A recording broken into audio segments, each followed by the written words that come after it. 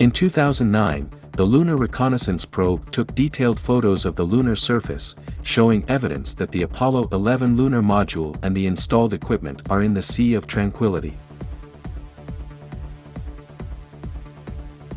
This fact ended the debate and conspiracy theories rejecting that Apollo 11 landed on the Moon.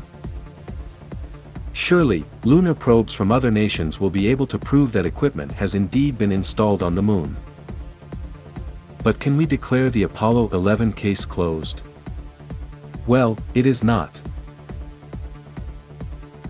In fact, NASA's 2009 photos give us new evidence to show that the Apollo 11 photos we see, taken by Armstrong and Aldrin, are very likely faked, and were taken in a movie studio, not on the Moon. Here, we will discuss some key aspects that demonstrate this fact. I made a clay-scale model of the Apollo 11 landing site based on NASA photos from 2009. I also made a simplified scale model of the lunar module, which has two parts. The base stays on the Moon, and the capsule on top returns the astronauts to lunar orbit.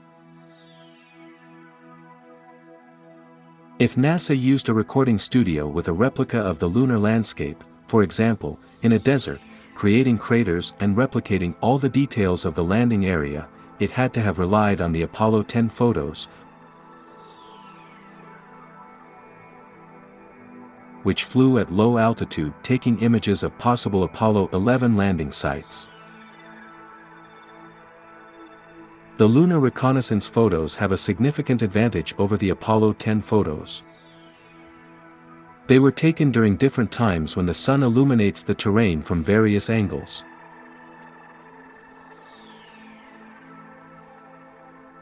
To determine a crater's depth, you can examine its shadow length and compare it with the shadow of the base of the lunar module that remains there, which is 3 meters high. If we see, for example, a shadow in a crater whose length is 1/3 the length of the shadow of the lunar module, we can estimate that the crater is 1/3 the height of the lunar module, in this case, 1 meter deep. With this method, we can know the difference in the height of the side closer to the Sun. But we need to find out the height of the opposite side. It can be a symmetrical crater or asymmetric. That's a difficulty with the Apollo 10 photos because they were taken when the Sun was to the east, but we don't see pictures with the Sun to the west because that mission lasted only a few days. It differs from Lunar Reconnaissance, which has photos in which the Sun illuminates from various heights and angles.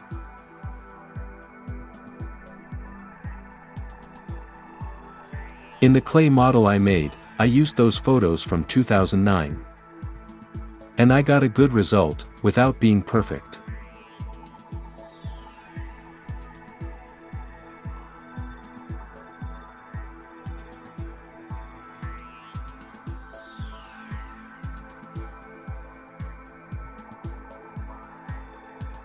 So, according to the 2009 photos, we know that the spacecraft landed in this place. The astronauts raised the flag in this place. The TV camera tripod was set up here. From the direction of the Sun's rays, we know that Armstrong was located north of the flag to take pictures of it and Aldrin waving it. However, it is surprising that Armstrong had to stand inside this crater, which is not logical. He couldn't have been close, as we would see him in the TV camera shots. Nor was he very far away, as the photos would show Aldrin and the flag much smaller. The spacecraft landed only 10 meters from this crater called Double Crater, but it is triple. It is astounding and suspicious that we do not see any pictures taken by the astronauts of these craters when they were walking around there. It would have been interesting to take a photo from one end, showing the crater in the foreground and the spacecraft behind it. But no photos show the double crater. But we find images of the spacecraft's surroundings, taken from the lunar module cabin, which gives us a panoramic view of the surrounding terrain where the double crater appears. If we compare the Apollo 11 photos with recent photos from 2009 and with this clay model, we see that there are significant differences. One of the two craters looks flat. We do not see the raised area that separates them. The third crater does not exist in the Apollo 11 photos. This crater on one side is in a different position. It looks closer to the edge of the double crater in the Apollo 11 photos than what NASA presented on the Moon's pictures in 2009. And it is two craters of the same size. Not one as large as we see in the Apollo 11 photos. If we plot a terrain profile in this direction, we see something like this. But it really should look like this. Other craters don't match or don't show up in the photos.